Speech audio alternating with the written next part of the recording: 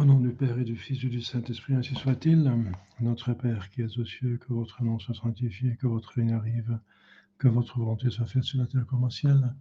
Donnez-nous aujourd'hui notre pain de chaque jour, et pardonnez nos offenses, que nous pardonnons à ceux qui nous ont offensés.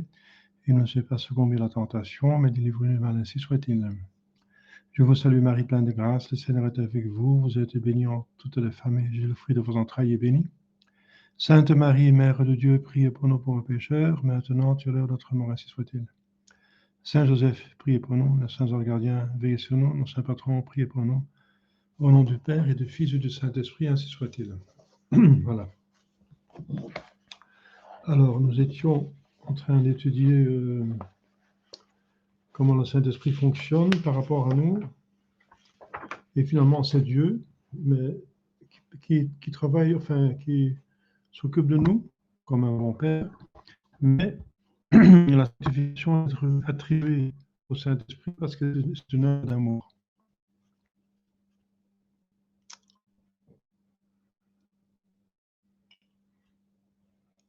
J'espère que la communication Internet marche bien ce soir. Voilà. On avait vu donc la grâce sanctifiante et on allait voir, on avait déjà vu le nom, mais pas encore l'explication des 7 dons du Saint-Esprit. Donc on va parler des 7 dons du Saint-Esprit maintenant. Donc 7 dons qui sont donnés, infusés dans les 7 vertus infuses. Et ces vertus infuses sont infusées, versées dans l'âme humaine, dans cette capacité. Ça, on a vu la fois dernière. Donc, il y a 3 étages. L'étage naturel, donc les 7 capacités de l'homme, plus ou moins développées, ou moins développées, en tout cas endommagées par le péché originel. Ensuite, les vertus qui donc, nous élèvent au niveau surnaturel. C'est la suite de la grâce sanctifiante, qui est la vie, l'amitié avec Dieu, donc qui nous fait participer à Dieu. Et la participation à Dieu, ce sont des activités intérieures. Intelligence, mémoire, volonté. Donc, l'essence de cette vie surnaturelle est donc foi, espérance, charité, et des 3, c'est la charité qui est la plus importante.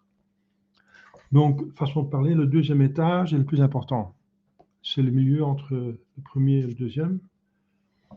Donc, ce qui est infusé dans les 3 facultés de l'âme, intelligence, mémoire, volonté, encore, comme on a vu la fois dernière, les 4 vertus morales infusées dans les vertus naturelles.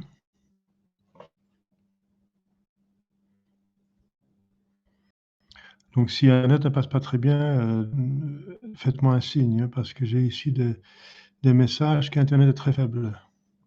Voilà. Si ça ne passe pas très bien, je vais changer d'Internet.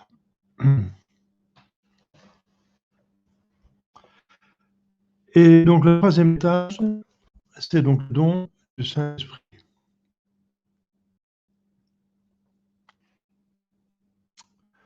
Qui sont infusés dans les vertus infuses.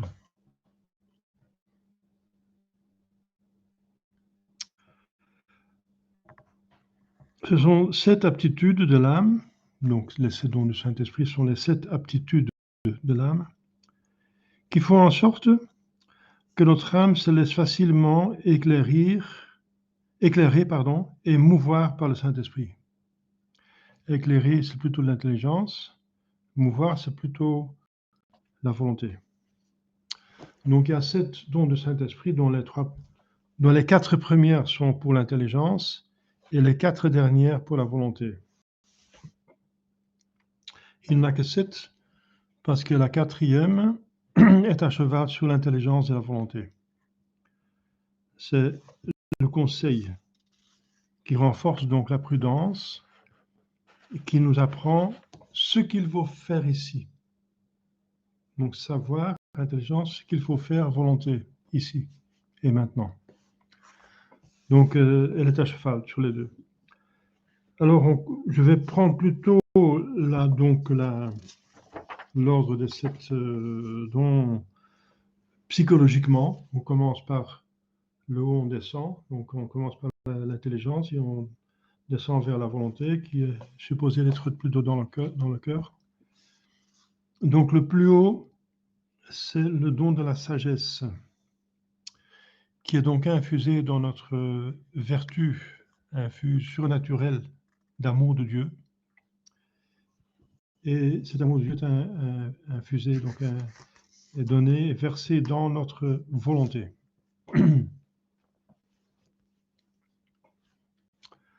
La sagesse est le don le plus important parce que justement, puisque l'amour de Dieu est la vertu la plus importante. Et la sagesse nous donne une aptitude de facilement aimer Dieu. Comment ça? Eh bien, la sagesse nous fait reconnaître clairement, par exemple, que les biens temporels sont passagers et que Dieu seul est notre souverain bien. Donc, les choses temporelles, donc tout ce qui est créature, est passager. Donc, ça ne vaut pas la peine, parce qu'on va perdre. On peut en jouir et ça peut être intéressant. Et il y a des gens qui appètent et qui sont intéressés par des choses, des milliers de choses qu'on peut trouver sur Terre. Mais ces choses sont passagères. Et que Dieu seul est le souverain bien. Donc il reste toujours, il est pour toujours.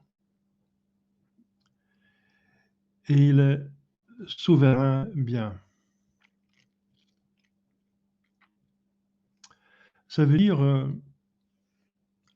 un bien, c'est ce qui est appétissant, n'est-ce pas, aimable. Donc Dieu est infiniment aimable. Et la sagesse représente Dieu comme infiniment aimable. Et c'est cela qui donne une facilité pour aimer Dieu. Si on perçoit quelque chose comme aimable, on l'aime automatiquement, disons. C'est le processus psychologique. Par exemple, Saint Paul regardait comme des ordures tout ce que le monde aime et admire. Lettre aux Philippiens 3:8. Il répète ça plusieurs fois. Hein, que par rapport à ce qu'est Dieu et ce que donne Dieu, ce que le monde donne, c'est stercora. Stercora, c'est le fumier, quoi. Par rapport. Donc, la différence est infinie. Et puisque ces choses qui sont donc passagères peuvent nous distraire et faire perdre les choses éternelles, ce sont des ordures, dans ce sens, ce sont des ordures. Parce qu'un diamant peut être très beau et précieux, mais si cela est un empêchement pour aller au ciel, c'est une ordure. Voilà. C'est la sagesse qui nous fait comprendre cela. Salomon, qui avait joui du monde, appelle tous ses biens et tous ses plaisirs des vanités. Ecclésiastique, 1er chapitre. Des vanités. Justement parce que ça ne satisfait pas profondément et pas pour toujours. Pour un certain moment, légèrement. Voilà. Saint Ignace, donc Loyola, parce qu'il y a plusieurs Saint Ignace. Hein. Il y a Saint Ignace d'Antioche, il y a un Saint Ignace au IXe siècle de Constantinople qui a subi qui a beaucoup souffert de Photius, qui a fait le schisme, n'est-ce pas, qui était traité de manière abominable. Donc il y a plusieurs Saint Ignace. Mais ici, c'est Saint Ignace de Loyola, donc du XVIe siècle, celui qui a fondé les jésuites, s'écriait souvent « Oh, que la terre me dégoûte quand je pense au ciel ». Oui. C'est la différence entre quelque chose de limité et quelque chose d'illimité. Et cette chose limitée est un bien qui est plutôt un bien pour le corps que pour l'âme. Et l'autre est plutôt un bien pour l'âme. Donc ça entre plus profondément dans l'homme, le deuxième. Donc la différence, c'est que voilà, par rapport aux choses donc du ciel, ça semble déjoué. Comme nous, on ne peut plus être intéressé par des jouets d'enfants, de petits-enfants, n'est-ce pas? Quand on va dans un magasin et on va voir des choses, ben, on n'est pas intéressé. Mais un enfant était très intéressé par ses jouets, mais un adulte plus. Pourquoi? Parce qu'il sait qu'il y a d'autres choses qui sont plus importantes que ça, et voilà, il a perdu le goût de ces petites choses qui amusent les enfants. Parce qu'il y a des choses beaucoup plus importantes qui sont beaucoup plus voilà, satisfaisantes que les jouets voilà, qu'on trouve pour les enfants. Les jouets des enfants n'intéressent plus les adultes. Eh bien, c'est encore une autre comparaison. Les plaisirs de la terre ne suffisent plus à un homme qui sait vraiment de quoi il s'agit, n'est-ce pas, qui a la sagesse de Dieu, n'est-ce pas, qui connaît les vraies choses qui ont des vraies valeurs. Saint François d'Assise de dire « Mon Dieu est mon tout ». Il était en contemplation pendant des heures en disant seulement « Mon Dieu est mon tout ». Voilà, mon Dieu est mon tout. Il y avait tout dedans. Dieu est tout, et ça suffit. Pour quelqu'un qui a compris plus ou moins de quoi il s'agit, ou de qui il s'agit. Quand le soleil est à son coucher, il projette des ombres très longues. Les ombres sont au contraire très petites quand il est à son midi. Il en est de même de l'homme. À mesure que l'Esprit Saint s'éloigne de lui, les choses de ce monde lui paraissent plus grandes. Si au contraire le Saint-Esprit règne au centre même de ce cœur, elles lui paraîtront petites, un pur néant. Enfin, tiré du néant, quoi. Quelque chose, mais par rapport à Dieu, comme rien. Voilà. Donc la sagesse nous voit partout, par derrière tous les événements, la bonté de Dieu. Elle présente Dieu comme aimable, infiniment souverain bien. Et alors, il y a cette question très pressante et très importante, très embarrassante de la souffrance, et même la souffrance innocente. Ça veut dire la souffrance des innocents. Et la sagesse va percer ce problème, va trouver la solution, parce que justement, elle va voir derrière tout la bonté de Dieu. Tout ce qu'elle connaît sur terre, et tout ce qu'elle connaît même par la foi, et peut-être surtout par la foi, va lui faire connaître que Dieu est infiniment aimable et bon. Eh bien, les souffrances, vous savez l'explication, n'est-ce pas? Parce qu'il y a des gens qui disent, si Dieu existait vraiment, il il ne permettrait jamais ces injustices. Et c'est une raison pour ne pas l'aimer et même pas le reconnaître, même pas reconnaître son existence. Eh bien, il se trompe. Nous connaissons l'explication, par le catéchisme, j'espère quand même, que tout le mal vient des volontés libres. La sagesse va comprendre cela à fond. Et que la volonté libre a été créée par pure bonté de Dieu. Parce que la volonté libre était nécessaire pour faire participer les créatures à la divinité même. Parce que Dieu veut par bonté se donner. Parce que celui qui est bon, il donne, il partage.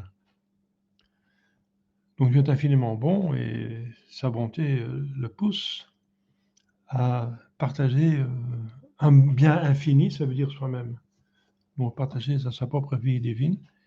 Mais pour partager sa propre vie divine, il faut des personnes libres, des esprits comme lui, mais alors limités bien sûr, parce qu'on ne peut pas augmenter les personnes de la Sainte Trinité. Il n'y a pas d'autre Dieu, n'est-ce pas? Mais comme Dieu, dit l'Écriture sainte. Vous serez comme des dieux, vous serez comme Dieu, ça veut dire participer à la vie divine, justement par acceptation de la volonté de Dieu. C'est pas comme le diable dit que vous serez comme Dieu en faisant votre propre liberté, c'est un mensonge. C'est un faux Dieu alors. Et voilà. Donc tout mal, même le mal physique, comme vous savez, ça veut dire tout le mal moral, c'est le péché, et tous les autres maux sont physiques. Eh bien, tous les maux physiques viennent du mal moral, viennent du péché. Ce sont des châtiments du péché, et le péché vient donc de la volonté libre qui a été créée par bonté. Donc finalement, le mal et tout ce qui va mal a pour cause première la bonté de Dieu, mais qui a été mal accepté ou même refusé donc par des créatures qui sont douées de volonté libre, par volonté de Dieu encore, et qui ont abusé de leur volonté libre contre la grâce qui a été donnée par Dieu encore, par bonté, pour bien agir, pour aller au ciel. Donc la sagesse va comprendre cela. Que même les choses les plus terribles, par exemple, figurez-vous que vous êtes dans un goulag. J'ai lu le petit livre de Monseigneur Sloskans, qui était traité pire qu'un animal. C'est un évêque, n'est-ce pas, catholique de Riga. Eh bien, dans ce goulag, il était heureux parce qu'il avait accepté la croix, 100%. Il était consolé dans son âme. La sagesse comprend donc que Dieu est infiniment bon parce qu'il permet le mal en vue d'encore de plus grand bien. Donc ce mal, il ne le cause pas de soi-même. Le mal, c'est la suite d'un don qu'il a donné de manière d'une bonté infinie, mais qui est abusée. Et alors, à l'occasion de ce mal, qui est déjà un abus de sa bonté, il va en ajouter une autre bonté, ça veut dire qu'il va organiser un plus grand bien à l'occasion de ce mal qui a été créé par les créatures qui ne font pas ce qu'elles doivent faire. Et voilà, la sagesse nous fait comprendre cela. Pour qu'en toutes ces situations, nous comprenions que Dieu est infiniment bon et que tout, même le mal, l'origine initiale du mal, c'est un bien infini, mais refusé par une volonté libre qui a été abusée. Donc le mal vient des créatures, mais jamais de Dieu. Dieu est infini. De Dieu vient seulement des bontés infinies. Donc il a agi quatre fois par bonté. Il a créé. La création, c'est une bonté infinie, n'est-ce pas, de donner l'existence à des choses. C'est un don infini, n'est-ce pas, de pouvoir exister. Ensuite, la providence, c'est encore une bonté infinie. nous tenir en vie de toute façon, à chaque instant, avec 1000 choses. La rédemption, c'est une bonté infinie de devenir homme et de subir la croix à notre place. Et le ciel, qui est organisé par Dieu pour chaque homme. Chaque homme peut aller au ciel. Chaque homme a assez de grâce pour aller au ciel. Et s'il n'y va pas, c'est pas sa propre faute. Donc le ciel, c'est une bonté infinie. Donc les 4 actions que Dieu a fait par rapport aux créatures, ce sont des bontés infinies. Donc Dieu et la sagesse le présente tout le temps comme ça, même dans les croix les plus épouvantables. Si vous êtes dans le goulag, n'est-ce pas, celui qui a la sagesse de Dieu aime encore Dieu infiniment, même s'il souffre atrocement. Il souffre atrocement et il sait que Dieu est cause de tout, n'est-ce pas, il est tout puissant. Dieu pourrait arrêter ça, parce qu'il est tout puissant, mais il n'arrête pas, il souffre atrocement et il aime quand même le bon Dieu infiniment parce qu'il sait qu'il est infiniment aimant. C'est ça la sagesse. Enfin, la sagesse dans son action ultime, n'est-ce pas? Voilà. Donc la sagesse, pour le reste, il ne faut pas être dans le goulag pour aimer le bon Dieu, bien sûr, mais la sagesse représente le bon Dieu comme pour Thérèse de Lisieux. Elle n'était pas dans le goulag. Elle était dans une famille très chrétienne et très aimable, mais elle a quand même tendu vers la sainteté. Voilà, le don de sagesse. Elle disait Notre Père et elle s'arrêtait au Père. Et elle avait les larmes. Et il y avait une consoeur qui la voyait, disait Pourquoi tu pleures? Eh bien, quand je me rends compte que Dieu est notre Père, eh bien, ça me touche, elle disait. Donc, elle pensait longtemps, elle disait notre Père, mais elle s'arrêtait au mot Père, parce qu'elle avait, sa sagesse avait compris la profondeur de Dieu qui est un Père pour ses créatures. Dieu qui est Dieu et nous sommes des créatures et c'est un Père. Un Père communique la vie, n'est-ce pas, sa vie à lui. Donc Dieu qui communique sa vie infinie, sa bonté aux créatures. Le don de sagesse est donc le plus important parce qu'il nous fait aimer, il nous aide à aimer Dieu. Parce qu'on peut seulement aimer le bien. La volonté est faite pour le bien, comme l'intelligence est faite pour le vrai. Connaître le vrai, la réalité, c'est la vérité. L'intelligence est faite pour connaître la vérité. Et l'amour, la volonté est faite pour aimer le bien. Donc, c'est très important que quelque chose soit connu comme bien pour que nous l'aimions. Voilà, c'est ça ce que fait la sagesse. Elle nous montre Dieu comme il est bon. Et alors, l'amour de Dieu peut y aller, donc avec tout son élan. Ensuite, le don d'intelligence, c'est un don qui est infusé dans la vertu de foi. Et la vertu de foi est infusée dans notre intelligence humaine, l'intelligence de l'âme qui fonctionne par le cerveau, aussi longtemps qu'on est uni à un corps. Donc le don d'intelligence nous fait distinguer la vraie doctrine catholique de toute autre et nous rend capables de la défendre. Le don d'intelligence, elle accepte donc, elle regarde la foi, donc elle active, la foi est là, la foi est la première, bien sûr. C'est par la foi que commence toute la vie religieuse. Mais une fois qu'on a la foi, et dans le surnaturel, il y a des choses qui sont difficilement compréhensibles parce que c'est le monde des esprits. Bien, le don d'intelligence nous fait comprendre les liens, les rapports qui sont entre les vérités de la foi. C'est un tout logique. Que de plus qu'on approfondit, de plus qu'on voit l'harmonie et la structure que Dieu a mis dedans, de plus qu'on voit l'image de Dieu dans les choses. Ça, c'est le don d'intelligence et qui rend plus facile le don de foi. Parce qu'on voit que ce n'est pas des choses absurdes, comme disent les protestants, mais ce sont des choses très intelligentes. Justement, l'intelligence comprend que ce que Dieu fait, c'est très intelligent. Et que voilà, comme je viens d'expliquer, par exemple, les 7 dons qui sont infusés sur les 7 vertus, sur les 7 capacités, voilà.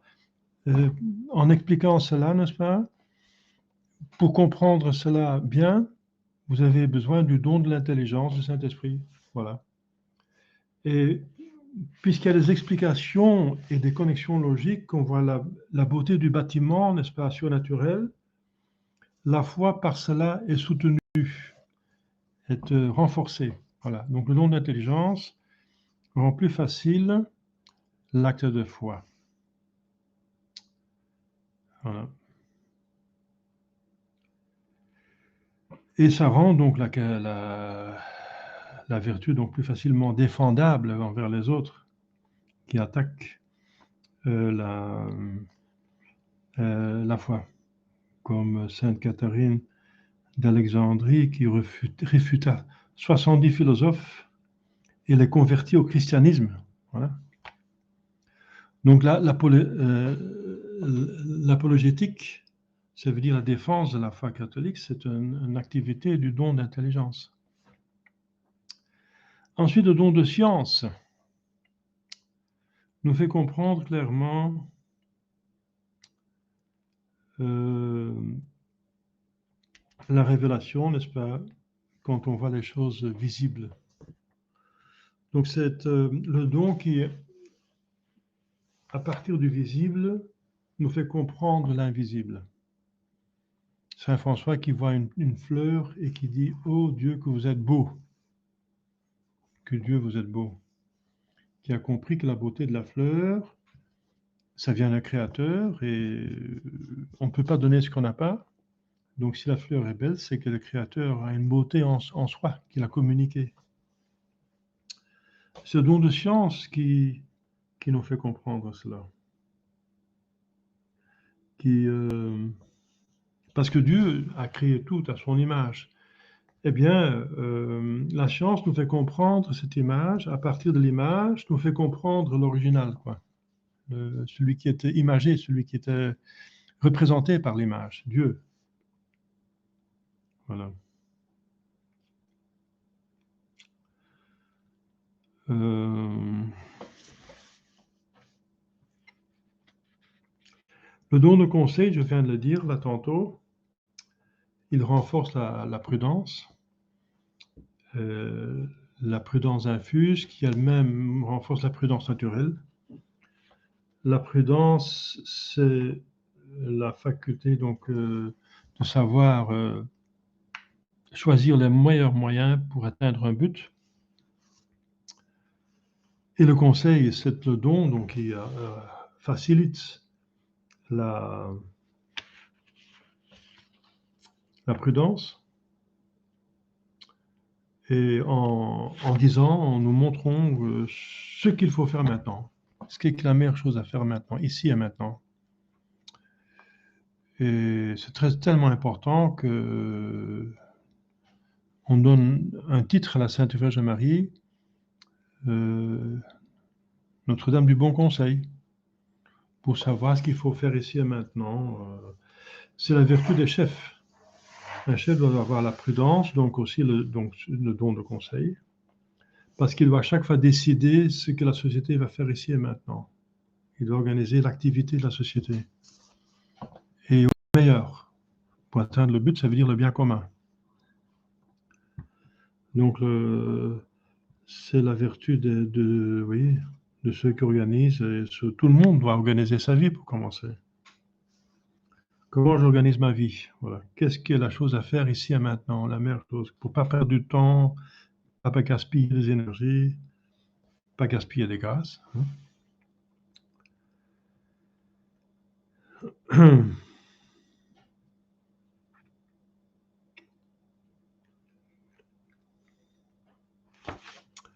Le don de force,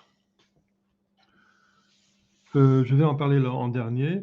C'est ici donné par Thiago, mais on est entré dans les dons pour la volonté, parce que sagesse, intelligence, science et conseil sont pour l'intelligence.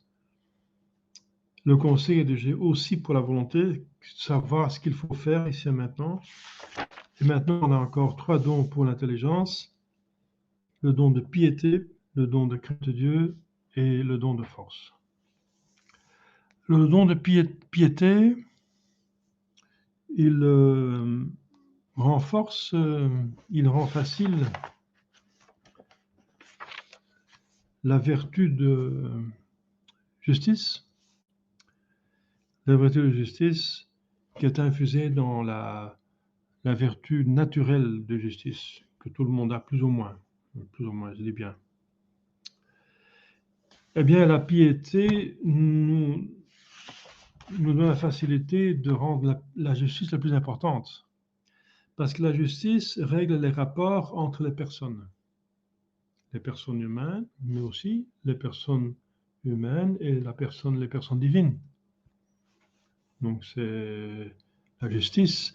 C'est pour ça que Saint Joseph est appelé un homme juste. Un homme juste parce qu'il donnait à Dieu son dû, donc ça veut dire un saint. Et vir justus erat, c'était un homme juste, donc un homme saint, parce qu'il donnait à Dieu ce qu'on lui doit. Jésus a dit, rendez à Dieu ce qui est à Dieu. Voilà. Et ce qui est à Dieu, c'est de l'aimer avec toutes ses forces. Voilà.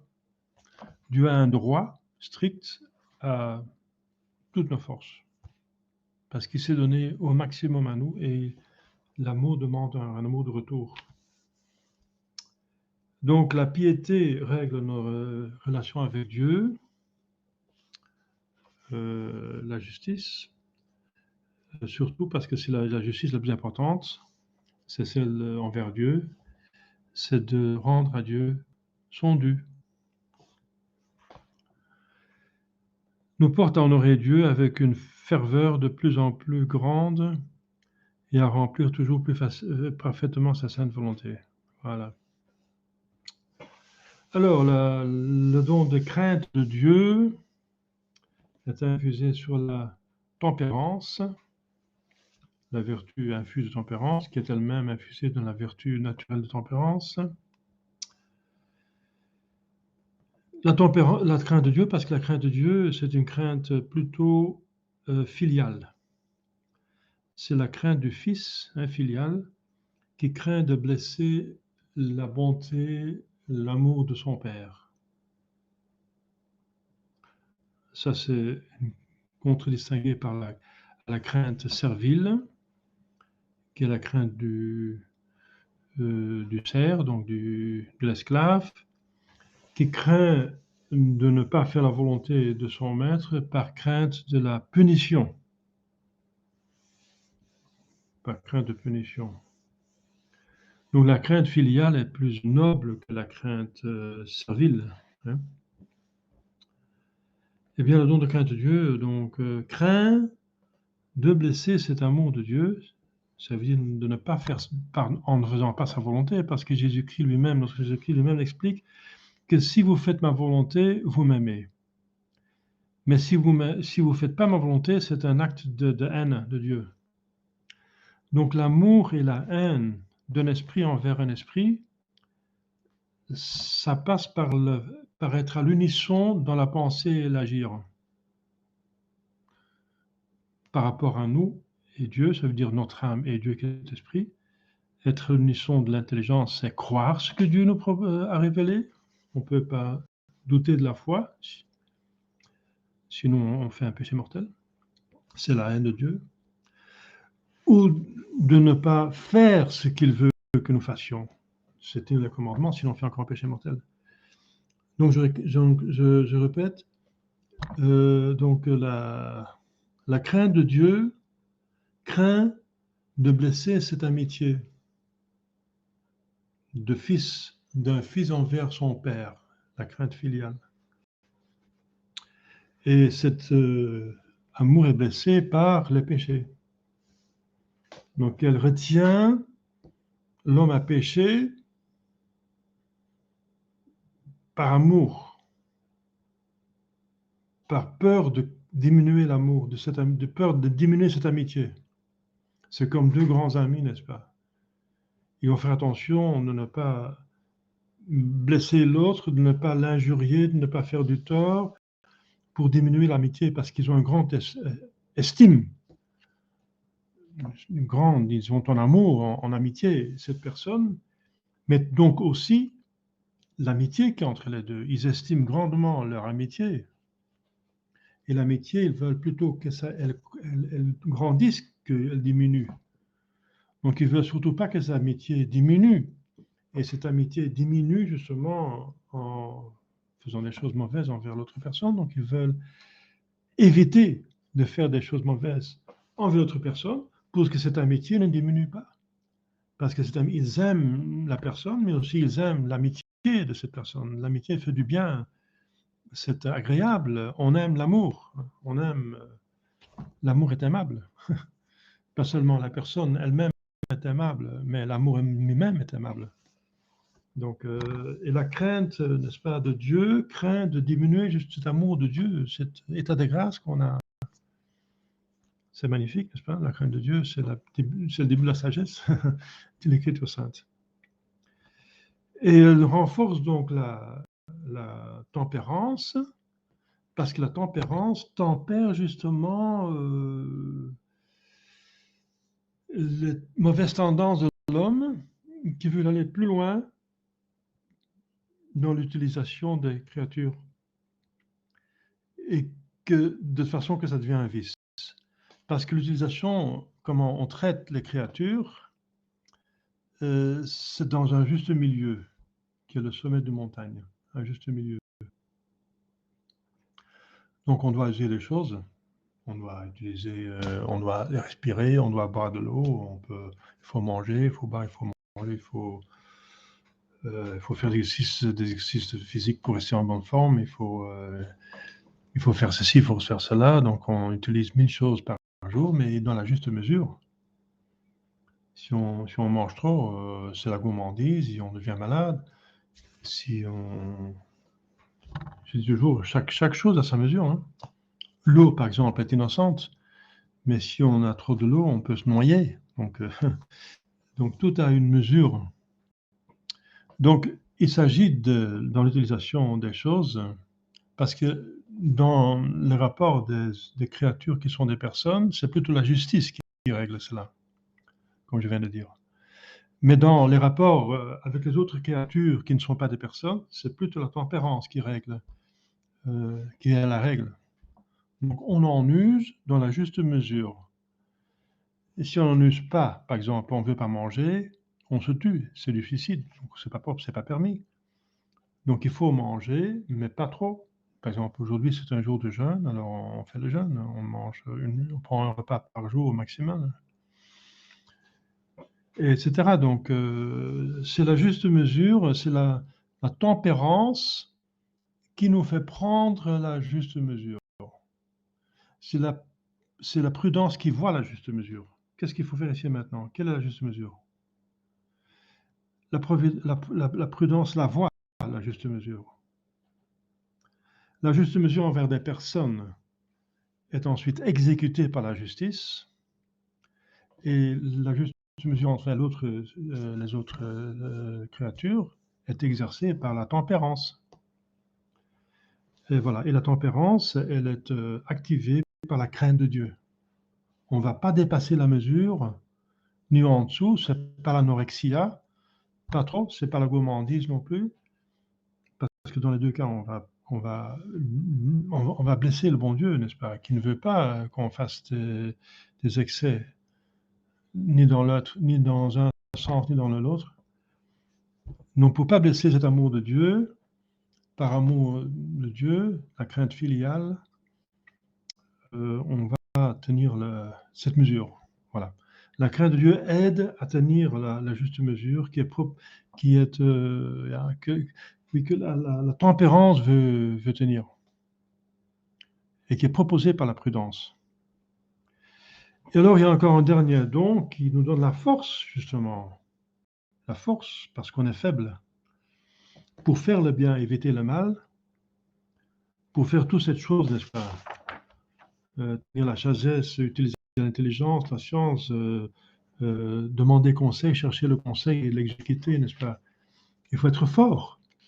Donc, ça, c'est un don, un des plus importants, c'est la force, c'est le don des martyrs. Ça, c'est le don des martyrs. C'est le don auquel l'évêque insiste, la liturgie insiste, quand nous recevons cette don de Saint-Esprit en abondance, c'est-à-dire en plénitude lors de la confirmation, il nous tape dans la figure pour vous montrer que vous aurez des adversités dans la vie, qu'il faut être fort pour résister, pour encaisser des coups. Encaisser des coups. Voilà. Encaisser des coups, donc il faut être fort. C'est pour ça que l'évêque donne un petit coup. C'est symbolique. Parce que maintenant, par le don de force que vous avez reçu, vous êtes plus fort. Vous êtes capable d'encaisser des coups. Dans votre vie, vous encaisserez des coups, il faut les encaisser. Il faut rester fort dans la foi. Ne pas fléchir. Et le don de force, c'est infusé dans la vertu de force, qui est infuse dans la vertu de force naturelle. Donc il y a trois forces. La force naturelle, la force vertu surnaturelle et la force don du Saint-Esprit. Donc ces trois entités ou accidents spirituels, n'est-ce pas, dans l'ordre moral, le premier dans l'ordre moral et les deux autres dans l'ordre surnaturel, qui portent le même nom, le nom de force. Voilà. Alors on a fait un petit peu le tour, n'est-ce pas, de cette don du Saint-Esprit. Alors, est-ce qu'il reste encore de temps? Oui, encore un petit peu de temps. Alors, certains hommes reçoivent du Saint-Esprit des dons extraordinaires. Extraordinaires. Donc, les dons ordinaires, ça veut dire que tout le monde reçoit, c'est les dons qu'on vient de voir. La grâce actuelle, la grâce sanctifiante, les 7 vertus infuses et les 7 dons du Saint-Esprit. Ça, c'est l'appareil surnaturel ordinaire que tout homme reçoit et qui le rend capable de devenir saint. Mais il y a en plus des dons extraordinaires.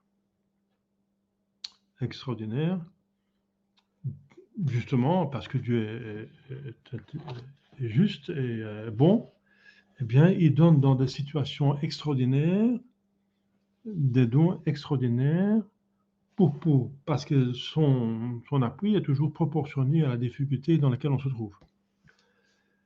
Par exemple, au début de l'Église, il y avait 12 hommes, ou même 11, qui devaient convertir le monde entier. Vous vous rendez compte, maintenant, il y a 8 milliards de personnes. Alors, allez-y, hein. Allez-y.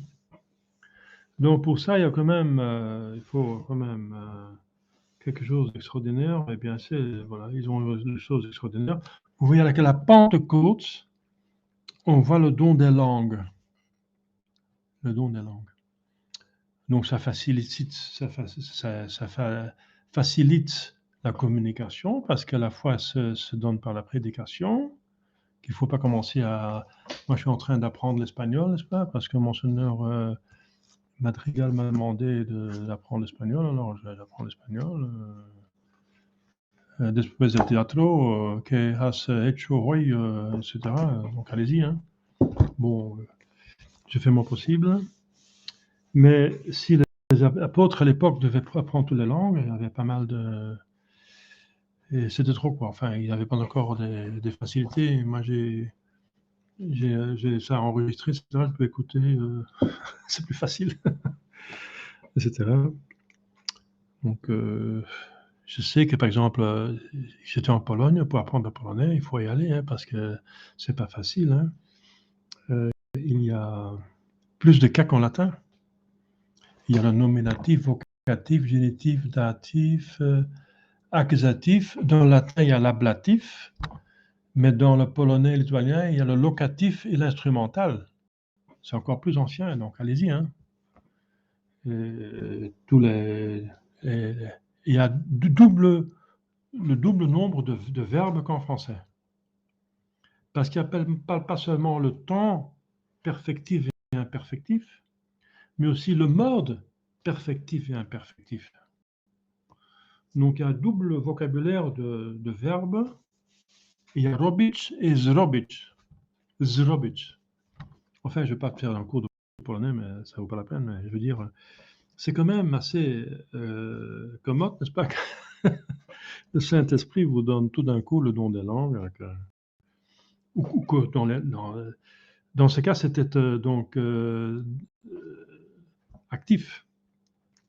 Parce que le Père des Pio a fait le don des langues passif, donc il comprenait la langue que disait le pénitent dans le confessionnal, n'est-ce pas? Quand il y avait un japonais, il comprenait le japonais, c'était un flamand, il comprenait le flamand, il disait le flamand, c'est une langue difficile, il y a quelque chose de toute langue, il disait. Donc, enfin, si le flamand difficile, je dois bien l'avouer que ça doit être difficile, mais pour nous, c'est pas difficile, on est né dedans, mais enfin, si on n'est pas né dedans, c'est effectivement difficile.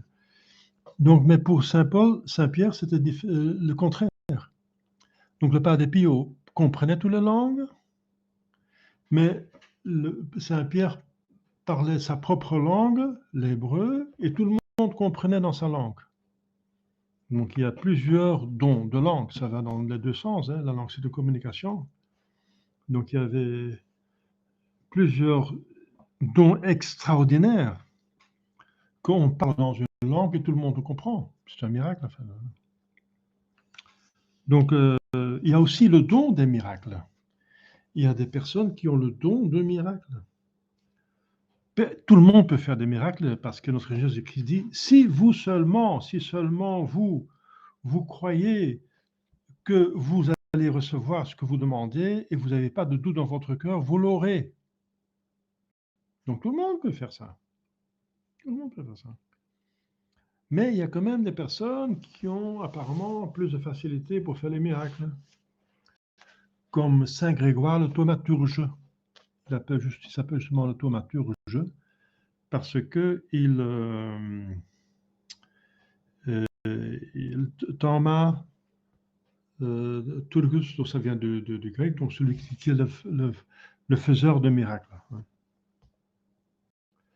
Eh bien, il a fait de nombreux miracles, comme Saint Nicolas de Myre, justement, le grand Saint Nicolas de 6 décembre. Eh bien, Saint Ambroise dit qu'il a fait des miracles innombrables. Vous savez qu'il a ressuscité 3 enfants qui étaient pendant la famine, coupés en morceaux par un boucher et mis dans un tonneau qui voulait vendre comme viande, n'est-ce pas? Alors Saint Nicolas, il se rend compte ce qui se passe, il va vers le tonneau, il ressuscite les 3 enfants. C'est une des raisons pourquoi il est l'ami des enfants. Aussi parce qu'il a aidé plusieurs jeunes filles qui, à cause de la même famine et le problème et la pénurie, ne pouvaient pas se marier parce qu'il n'y avait pas de dot, n'est-ce pas? Leur père n'avait pas d'argent et qui étaient obligés par leur père de se prostituer. Et Saint Nicolas est intervenu et leur a donné une bourse pour qu'elles puissent se marier convenablement. Donc voilà, la bourse, il a fait sortir comme ça. Enfin, il a fait d'innombrables miracles. Le don des miracles. Le discernement des esprits. Eh bien, il y a des personnes qui ont plus de facilité pour le discernement des esprits que d'autres. Et c'est justement les charismes. Le charisme, c'est-à-dire le don spirituel. Des jésuites. Saint Ignace a développé les règles de discernement des esprits. Et les jésuites étaient donc les spécialistes de cela. Donc, c'est un don qui est lié à l'appartenance à cet ordre de, si on devient jésuite, on recevait de Dieu cette grâce, n'est-ce pas? Parce que justement, la vocation, c'est déjà une grâce, Et la vocation de jésuite, c'est inclusivement le discernement des esprits, comme le don des carmes, c'était plutôt l'oraison. L'oraison. Les carmes ont une facilité, si on devient carme, on a une facilité de faire l'oraison, ça va tout seul. Il y a des gens qui doivent méditer, qui ont du mal à méditer, qui sont distraits, qui doivent peiner pour méditer. Eh bien, dans le Carmel, c'est un don, on passe assez vite à la contemplation, n'est-ce pas, dans le Carmel. Donc c'est un don qui est lié à la vocation du Carmel, d'un certain ordre religieux. Quoique tout le monde peut passer à la contemplation, hein, tout le monde est porté à la contemplation, parce que la contemplation, c'est juste l'activation de la foi, d'espérance et charité,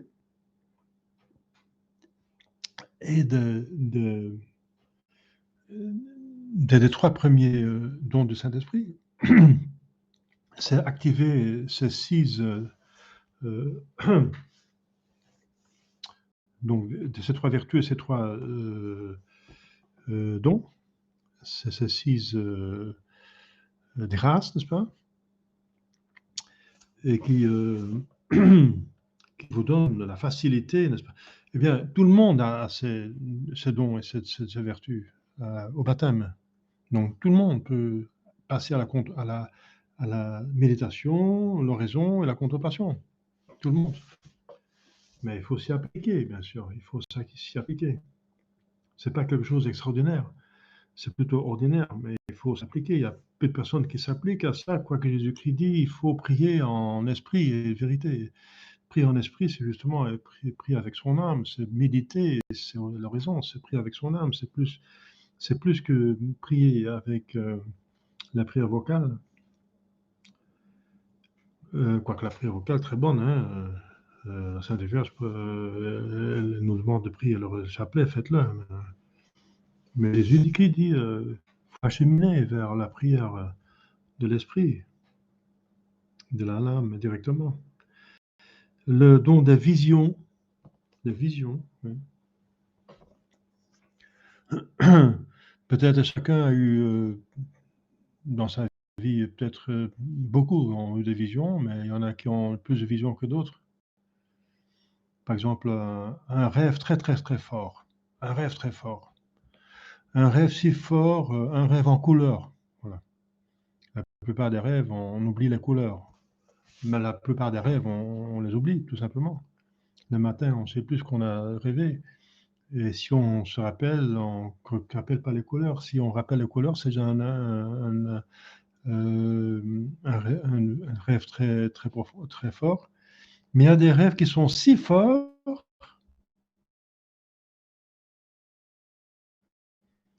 qu'on sait que ce n'est pas un rêve normal. Et souvent, on se rend compte d'un investissement dans le jardin qu'après, il y a quelque chose qui arrive par rapport à ce rêve. Et pourquoi ça arrive? C'est parce que le bon Dieu, la chose tellement importante et tellement perturbante souvent, que le bon Dieu veut vous préparer l'âme à cet événement gentiment pour que l'événement sera vécu plus facilement. Pour faciliter cet événement qui va être très pénétrant dans la vie, on peut être averti. Pour soi-même ou même pour les autres, hein, on peut avoir des visions. Saint Don Bosco a eu des visions sur l'Église. Très bien. Des visions. Des extases. Des extases, c'est oui, un don spécial, c'est un don. Il ne faut pas chercher les dons extraordinaires, hein, sinon c'est du charismatisme. Mais extase, ça veut dire être en dehors. Stare, c'est se tenir debout. Ex, c'est en dehors de. Eh bien,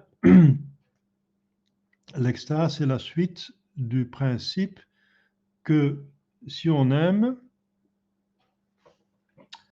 avec son énergie, sa concentration, avec sa volonté, on est pardon, on est dans dans la personne, dans l'âme ou dans la personne aimable, comme justement la personne aimable. Dans ce cas, donc, Dieu.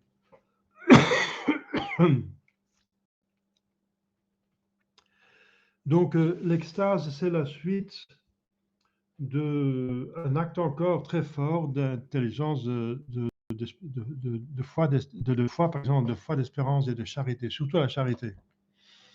La charité, c'est aimer un autre. Donc, et on est là où est son cœur. Donc, voilà. Eh bien, si on aime le bon Dieu, vraiment, avec toutes ses forces, soutenu par la grâce, et qu'on est détaché de toute attache désordinaire des créatures, on est avec son esprit, par l'amour qui unit, en Dieu. On est en Dieu avec son esprit. Eh bien, ça peut s'exprimer dans le corps. Donc, comme l'âme est finalement en Dieu, plus en Dieu que dans son propre corps, ça s'exprime par le corps, que le corps commence à essayer de suivre l'âme et s'élève de la terre. Donc, il y a de l'extase. Il y en a qui corporellement vont voler, voilà, vont voler en haut, qui volent vers le plafond, n'est-ce pas, pendant la prière. Bien, mais c'est que le corps s'élève, c'est pas important. L'important, c'est qu'on aime le bon Dieu. Ouais. Donc, vous voyez, il ne faut pas chercher les dons extraordinaires parce que c'est le plus important, c'est la foi, l'espérance, la charité. C'est par l'amour de Dieu qu'on va gagner le ciel, pas par les dons extraordinaires. Et les dons extraordinaires, comme les prophéties, sont donnés plutôt pour les autres, pour l'Église. Les prophéties sont souvent pour, sinon la plupart du temps, pour d'autres personnes. Et alors, voilà, la prophétie, c'est encore une bonté du Saint-Esprit qui nous donne plutôt le chemin à aller, et une vision sur l'avenir. Pardon, sur l'avenir. Voilà, une préparation, ça peut être une vision, autre chose. Ou quelque chose, un savoir qu'on ne peut pas savoir de nous-mêmes et qui nous est utile, ou qui est utile aux autres. Mais encore faut-il en bien user après, sinon ça ne sert à rien. C'est pour ça que Saint Paul dit, si j'ai le don de parler comme des anges, mais je n'ai pas l'amour, ça ne me sert à rien. Il y a encore le don d'interprétation des langues, c'est, oui, parler en langue, c'était dans la première communauté, c'est que, voilà, l'Esprit Saint, donc l'Esprit Saint priait dans le cœur des hommes, l'Esprit Saint directement, comme dit Saint Paul. L'Esprit Saint dit en nous Abba Pater. Voilà. Abba Pater. L'Esprit Saint, c'est l'amour entre Père et le Fils. Le Fils qui dit Père et le Père qui dit Fils. Eh bien, puisque la Sainte Trinité habite en notre âme, on peut, avec le Saint-Esprit, prier cette prière, enfin, prier, exprimer cet amour de Dieu. Et ça, c'est le don des langues, ça veut dire la langue, de parler en langue. Ça veut dire en langue qu'on dit des choses qu'on ne comprend pas soi-même, parce que c'est souvent qu'on parle dans une langue étrangère. L'Esprit Saint prie en vous, mais dans une langue que vous ne comprenez pas vous-même. Mais ça vous édifie parce que la prière du Saint-Esprit, c'est édifiant. Donc c'est un don très intéressant. Mais il ne faut pas le provoquer, n'est-ce pas? Si ça vient, c'est bon, mais si on provoque, ça peut mal tourner. Comme dans un groupe charismatique, n'est-ce pas, au Caire, où une personne commençait à parler en langue, mais c'était poussé, n'est-ce pas? Une autre personne entrait, une étrangère, et qui disait, tiens, intéressant, c'est ma langue. Il allait voir la personne qui parlait en langue, et dit, tu sais ce que tu as dit? Non, je n'ai pas compris, je parle en langue, c'est pas ma langue, mais voilà, je laisse parler le Saint-Esprit, il dit, qu'est-ce que j'ai dit? Ou qu'est-ce que le Saint-Esprit a dit? eh bien, vous avez dit beaucoup de blasphèmes, et surtout contre la Sainte Vierge Marie. Alors, vous voyez que ce n'est pas la Saint-Esprit à ce moment-là qui parle, mais c'est le diable. Donc, il faut être très prudent avec toutes ces choses. Il ne faut pas provoquer ces choses. Il ne faut pas chercher les dons de Dieu, mais il faut chercher le Dieu des dons, dit saint Ignace. Donc, si Dieu vous donne le don, d'accord, mais il ne faut pas chercher le don de Dieu, mais le Dieu des dons. Il faut aimer la grand-mère pour elle-même, mais pas pour ce qu'elle donne. Vous comprenez? C'est comme un petit enfant, il aime sa grand-mère parce qu'elle donne beaucoup de choses. C'est un amour, c'est pas vraiment un vrai amour. Il n'aime pas vraiment la grand-mère, elle aime ses cadeaux. Mais si l'enfant aime la grand-mère, qui encore lui donne des cadeaux, ça c'est parfait. Tu vois. Et alors, l'interprétation de la langue, c'est comme voilà, une autre personne qui ne connaît pas cette langue, mais qui comprend quand même ce que l'autre personne a dit dans une langue qu'elle ne comprend pas. Parce que si l'Esprit Saint parle vraiment, c'est quand même intéressant. Donc c'est quand même intéressant de savoir ce qu'il a dit. Donc il y a encore le don d'interprétation des langues, dans le cas que vraiment c'est le Saint-Esprit qui a parlé en langue étrangère dans cette personne qui a le don des langues étrangères. Mais ce don des langues étrangères, il est plutôt évanoui. Pourquoi? Parce qu'on n'en a plus vraiment besoin. Le bon Dieu n'a pas besoin, par exemple, de don des langues, parce qu'il y a assez de missionnaires qui peuvent apprendre les langues, n'est-ce pas? L'Église parle toujours de toutes les langues. Mais maintenant, de manière normale, elle apprend les langues, tout simplement. Mais les apôtres n'avaient pas le temps d'apprendre les langues. Et puisqu'ils n'avaient pas le temps, le bon Dieu a donné une grâce extraordinaire. Eh bien, c'est la même chose pour parler en langue, pour s'édifier soi-même. Eh bien, maintenant, on a, par exemple, le chapelet. Le chapelet n'existait pas pour les premiers chrétiens. Nous, on peut prier le chapelet. Hein, et on a toutes les grâces qu'il faut en prenant le chapelet. Mais ils n'avaient pas le chapelet. Ils avaient besoin de beaucoup de grâce. Donc, le bon Dieu donnait un don extraordinaire, c'est-à-dire de parler en langue, qui était le Saint-Esprit qui prie en eux, et qui les édifiait. Et maintenant, on n'a plus besoin parce que donc les dons extraordinaires s'évanouissent quand on passe à l'ordinaire, je veux dire à l'ordre du jour, une situation plutôt normale. Donc le bon Dieu va prolonger ces dons aux besoins de l'Église.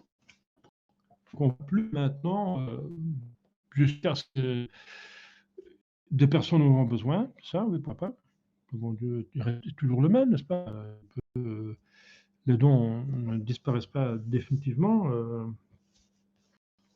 Ça peut revenir s'il y a un besoin, bien sûr. S'il y a un besoin, ça va revenir automatiquement, vous allez voir. Mon Dieu, il est très bon, il s'adapte aux besoins. Donc tous ces dons extraordinaires sont donc au rapport des besoins actuels. Un besoin actuel qui est extraordinaire, eh bien le bon Dieu va donner un don extraordinaire.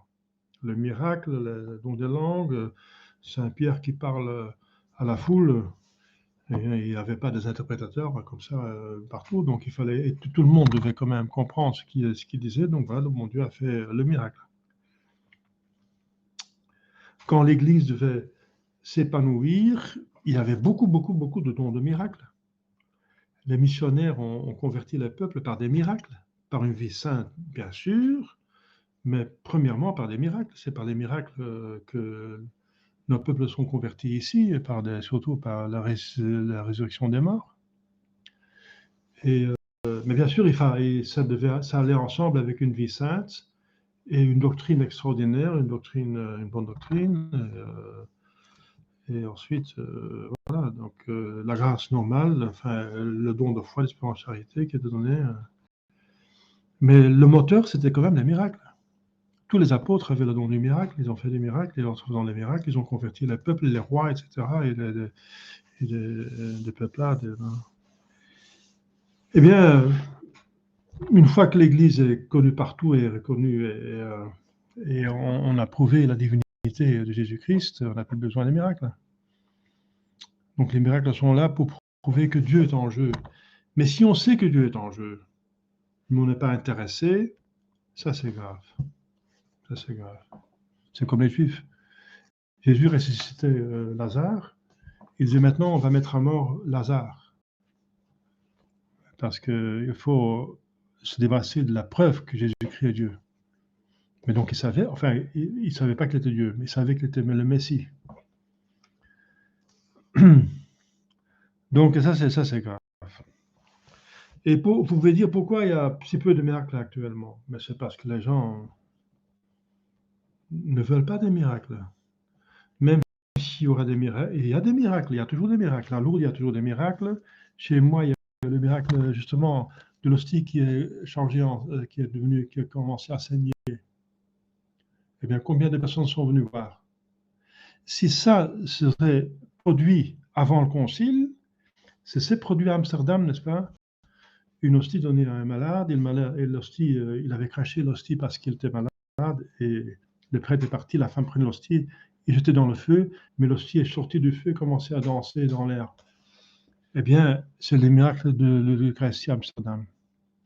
Eh bien, après, le prêtre, il a mis l'hostie quelque part, mais ce miracle qui est moins patent que celui de l'hostie qui est toujours saignante, qu'on peut toujours vérifier à l'hoste, eh bien, en Amsterdam, il y avait 1 million de personnes qui venaient chaque année pour faire le tour du bloc, là, parce qu'on ne pouvait pas faire une procession explicite en terrain de pays de protestants, parce que le nord de la Hollande est protestante et les processions catholiques n'étaient pas permises.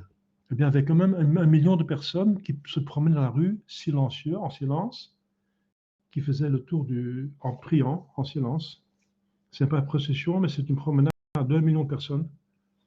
Et après, encore des centaines de milliers de personnes qui sont allées là chaque année pour un miracle qui est moindre de celui qui s'est passé à Alost.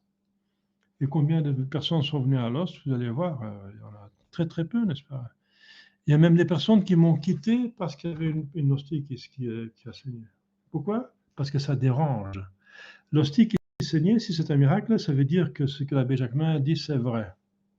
Parce que le vrai miracle, c'est toujours l'approbation d'une doctrine.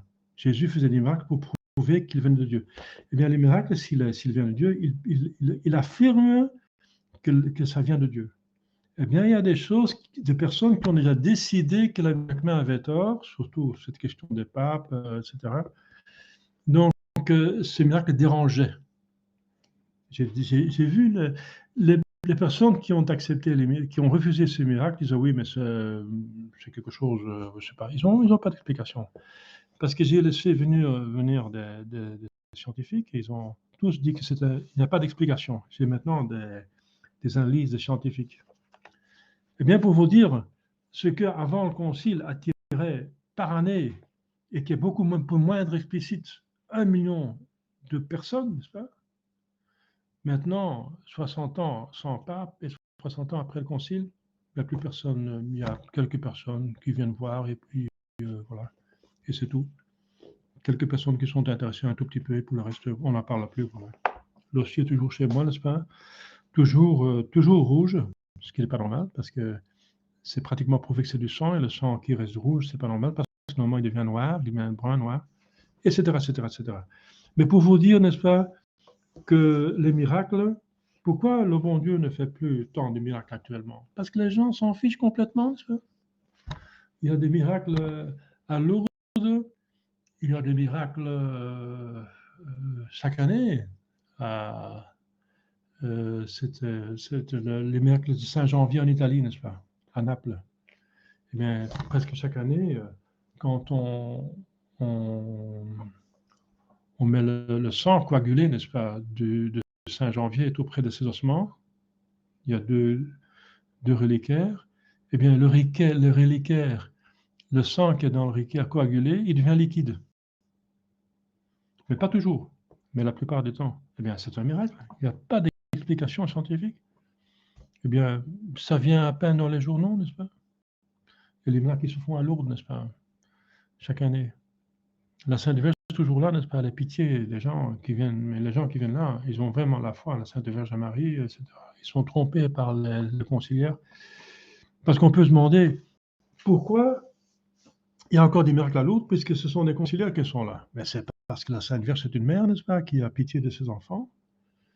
La plupart des gens qui viennent là ne sont pas des modernistes, parce qu'ils croient encore, les modernistes ne croient pas dans les miracles.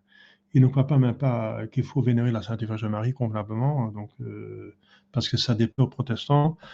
Donc déjà, qu'ils viennent vénérer la Sainte Vierge Marie et qu'ils croient dans des miracles, c'est déjà la preuve qu'ils ne sont pas vraiment modernistes. Mais ils sont trompés, la plupart. La Sainte Vierge Marie, c'est une mère, hein, elle était un conte de faiblesse. Donc il y a des miracles à l'autre parce que ce sont des gens qui sont honnêtement, qui honnêtement cherchent. Et quand ils sont dans l'erreur, c'est pas de leur faute, c'est parce qu'ils ont été trompés. C'est comme ça que je le vois, n'est-ce pas? La Sainte Vierge Marie, elle tient compte de la faiblesse humaine. Donc, voilà le don des miracles, qui est quand même important pour convertir les peuplades. Mais il faut que les peuplades soient de bonne volonté, n'est-ce pas?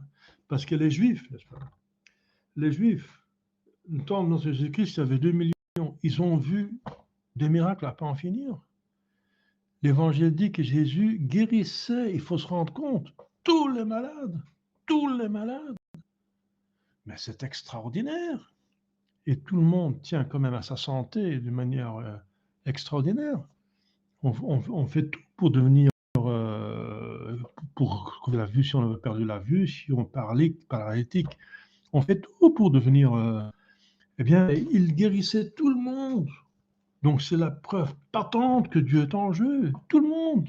Il n'y a pas un malade qui ne pouvait pas guérir. Il chassait tous les démons, n'est-ce pas? Il avait une vie exemplaire, une sainteté extraordinaire, une bonté, n'est-ce pas? L'homme parfait, n'est-ce pas? Avec un charisme, n'est-ce pas? Quand il parlait, ça pénétrait dans le cœur, il parlait au cœur des gens. N'est-ce pas? Il a parlé, il a calmé la tempête, il a multiplié des pains, n'est-ce pas? Pour des milliers de personnes, n'est-ce pas? On voulait le proclamer roi, on l'acclamait fils de David, n'est-ce pas? Eh bien, voilà. Donc là, il a fait vraiment le maximum de miracles qu'on peut faire. On ne peut pas faire mieux que le bon Dieu. Et combien de personnes sont converties? À peu près 8 à 10 000, 2 millions, plus que 2 millions. 8 à 10 000. Donc ça dépend des gens. Et ici en Europe, c'était beaucoup plus, les gens étaient beaucoup plus généreux à l'époque. Maintenant c'est grave. Hein.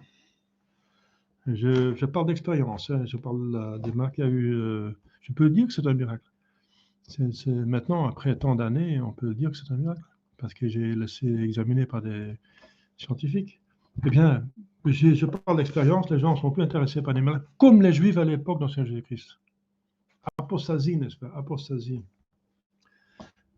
Mais c'est quand même important, les miracles, pour des gens qui sont de bonne volonté, ça peut être vraiment très convaincant. Je répète, c'est les miracles qui ont converti ici dans l'Europe qui a converti les peuples et qui sont devenus, et en combinaison avec la vie sainte aussi, bien sûr, la vie sainte. La vie sainte attire la vie des saints. Il y avait des saints, un saint qui faisait des miracles. Eh bien, cette combinaison de des choses, c'est ça qui a converti les peuples, mais de bonne volonté.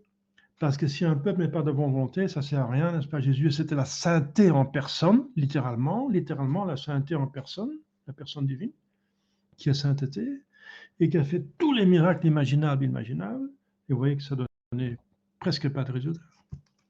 Et la Sainte Vierge Marie était là, qui priait pour tout le monde. Il y avait Saint Jean-Baptiste qui a préparé tout le monde, n'est-ce pas? C'était un grand saint. Et le peuple était préparé pendant 2000 ans, n'est-ce pas, par des saints à partir d'Abraham, Moïse, ils ont eu Ézéchiel, Isaïe, etc. Ils ont eu des grands saints, Jérémie, Daniel, Habakkuk, ils ont eu plusieurs prophètes, n'est-ce pas, Saint David, Samson, juge, enfin, etc. Et non, donc voilà, ça sur le don extraordinaire des miracles. Vous voyez, donc le don, c'est le plus important, c'est l'amour de Dieu. Jésus-Christ dit, bienheureux ceux qui croient sans avoir vu. Ça veut dire qu'une fois qu'on a foi, il ne faut pas encore attendre un miracle pour. Ils avaient déjà eu la preuve que Jésus-Christ est de Dieu. Donc encore douter de ses paroles, alors il reproche à saint Thomas, pourquoi tu n'as pas cru, n'est-ce pas? J'avais prédit que j'allais ressusciter. Je l'avais prédit, il fallait croire. Donc, le Saint-Esprit accorde ses grâces extraordinaires que pour le salut des âmes et dans l'avantage de l'Église. Voilà. Et ouais, le plus important, c'est toujours il faut les utiliser et l'utiliser pour l'amour de Dieu. Sinon, on va au reproche. Vous avez fait des miracles, vous avez fait des signes, vous avez fait ci et cela, des prophéties. Éloignez-vous de moi, parce que faiseur d'iniquité, parce que vous n'avez pas fait la volonté de mon Père. Donc, le plus important, c'est d'aimer le bon Dieu et de garder ce commandement. Voilà. Ça, c'est le plus important. Si on a le don de miracle, mais on n'aime pas le bon Dieu, on ne fait pas par amour de Dieu, ça ne sert à rien. Au contraire, ça va être une condamnation, n'est-ce pas? Vous avez eu tant de grâce, si vous avez abusé, n'est-ce pas? Donc, les dons du Saint-Esprit ont été accordés dans leur plénitude à notre Jésus-Christ, Actes des Apôtres 10, très abondamment à la Sainte Vierge Marie, aux apôtres, aux patriarches, aux prophètes de l'Ancien Testament et à tous les saints de l'Église catholique. Voilà, on va s'arrêter ici. Est-ce qu'il y a des questions? Bon. On va continuer la fois prochaine avec le gouvernement de l'Église par le Saint-Esprit. Au nom du Père et du Fils et du Saint-Esprit, ainsi soit-il. Notre Père qui es aux cieux, que votre nom soit sanctifié, que votre règne arrive, que votre volonté soit faite sur la terre comme au ciel. Donne-nous aujourd'hui notre pain de chaque jour, et pardonne nos offenses, comme nous pardonnons à ceux qui nous ont offensés. Et ne nous suive pas second la tentation, mais délivre-nous du mal, ainsi soit-il. Je vous salue Marie, pleine de grâce, le Seigneur est avec vous. Vous êtes bénie entre toutes les femmes, et Jésus, le fruit de vos entrailles, est béni. Sainte Marie, Mère de Dieu, priez pour nous pauvres pécheurs, maintenant et à l'heure de notre mort, ainsi soit-il. Saint Joseph, priez pour nous. Saint Jean Gardien, veillez sur nous. Nos saints patrons, priez pour nous. Au nom du Père et du Fils et du Saint-Esprit, ainsi soit-il. Voilà, sainte fête de Noël, dans 2 jours. Demain, c'est la vigile. Et prions les uns pour les autres. Merci beaucoup.